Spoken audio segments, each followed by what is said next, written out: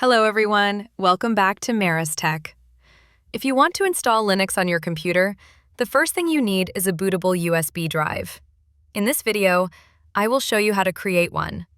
In my case, I am using Linux Mint Cinnamon Edition. Let's get started.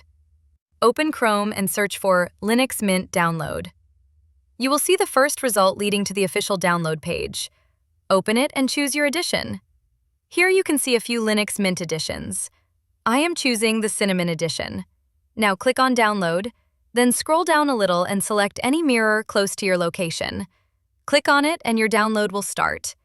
Once the download is complete, open Chrome again and search for Rufus. Open the Rufus website and scroll down slightly until you see the download section. Download the Rufus portable version. Once the download is complete, open Rufus and plug your USB flash drive into the computer. Rufus will automatically detect your USB drive.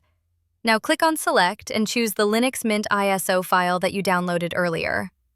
Next, select the partition scheme as GPT. If you have older hardware, you can use MBR, but make sure your hard drive is already partitioned as MBR. Otherwise, the installation may not work properly. For the file system, you can leave it as the default FAT32, or you can change it to NTFS.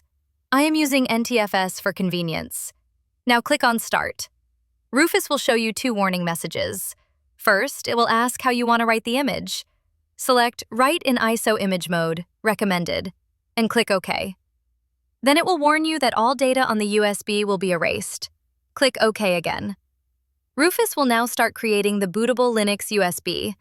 This process may take around 15 to 20 minutes depending on your USB speed. Once the process is finished, close Rufus and safely remove your USB drive.